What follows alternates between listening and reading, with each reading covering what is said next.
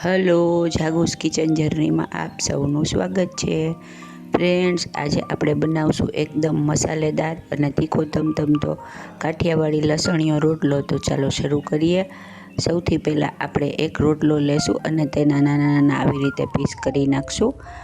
આ આશરે વજનમાં અડધોથી પોણો કપ જેટલો રોટલો છે. ત્યારબાદ આપણે એક વાટકી લેશું અને તેમાં મસાલો રેડી કરી લેશું. આના માટે અડધી ચમચી લાલ મરચું પાવડર, અડધી ચમચી ધાણા જીરું પાવડર, પિંચ જેટલી હળદર, 5 ચમચી હિંગ અને 5 ચમચી ગરમ મસાલો લેશું.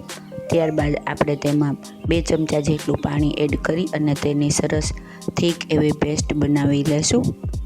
ફ્રેન્ડ્સ, આ વઘારેલો સૂકો રોટલો એટલો સરસ લાગે છે ને કે હું તમને શું કહું. તમે એકવાર ચોક્કસથી ટ્રાય કરજો.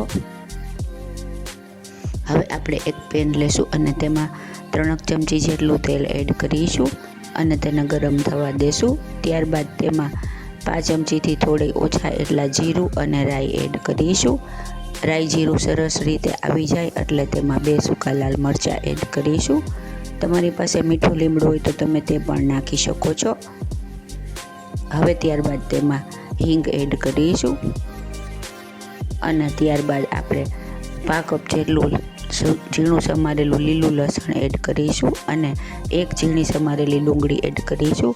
ફ્રેન્ડ્સ, આમાં લીલું લસણ ખૂબ જ સરસ લાગે છે. ઘણા આમાં ટમેટાં પણ યુઝ કરતા હોઈએ, પણ આપણે અત્યારે નથી કરતા કેમ કે ટમેટાં સોગી થઈ જાય ને તો રોટલાનો ટેસ્ટ બગડી જતો હોય છે. હવે આપણે બરાબર ચલાવીશું અને ડુંગળી ટ્રાન્સપેરન્ટ થાય ત્યાં સુધી તેને શેકીશું. ત્યારબાદ તેમાં અડધી ચમચી આદુ મરચાંની પેસ્ટ એડ કરીશું અને સ્વાદ મુજબ મીઠું લેશું. મીઠું આપણે આ મસાલાના માપનું જ નાખવાનું છે કેમ કે રોટલામાં આપણે પહેલાં મીઠું નાખીને જ રોટલો રેડી કરેલો છે. તમે ગરમ રોટલો પણ ભૂકો કરીને કરી શકો અને ઠંડો રોટલો હોય તો તે પણ કરી શકો. બંને ખૂબ જ સરસ લાગે છે. હવે આપણે તેમાં રેડી કરેલો રોટલો એડ કરીશું. ફ્રેન્ડ્સ, જો તમે મારી ચેનલ પર નવા હો તો મારી ચેનલને સબસ્ક્રાઈબ જરૂરથી કરજો અને બાજુમાં રહેલ ઘંટડી દબાવી દેજો જેથી મારી નવી રેસીપીનું નોટિફિકેશન સૌથી પહેલાં તમને મળે. હવે આપણે આમાં પિંચ જેટલી હળદર નાખી અને પહેલાં મિક્સ કરી લેશું જેથી આપણા રોટલાનો કલર એકદમ સરસ થઈ જાય. તમે આ ડુંગળીના વઘારમાં પણ નાખી શકો છો, પણ અત્યારે નાખીએ છીએ. હવે ત્યારબાદ આપણે રેડી કરેલી પેસ્ટ એડ કરીશું.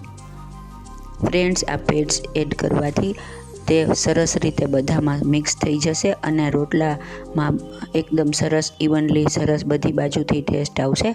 ઘણી વખત સૂકા મસાલા સરસ રીતે મિક્સ નથી થતા હોતા કેમ કે રોટલાના પીસમાં તે સરસ ચડતા નથી. તો આ એક સરસ સારો ઓપ્શન છે. તમે આવી રીતે બનાવશો ને તો ખૂબ જ મજા આવશે અને ખૂબ જ સરસ બનશે.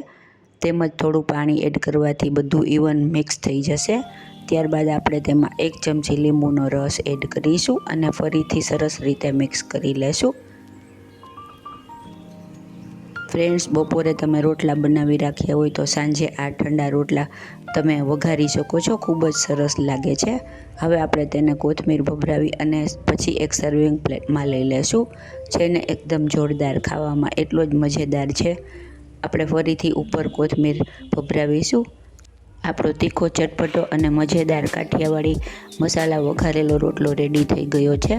તો તમે પણ ચોક્કસથી ટ્રાય કરજો. અત્યારે હજી થોડી ઠંડી પડી રહી છે તો ખૂબ જ સરસ લાગશે.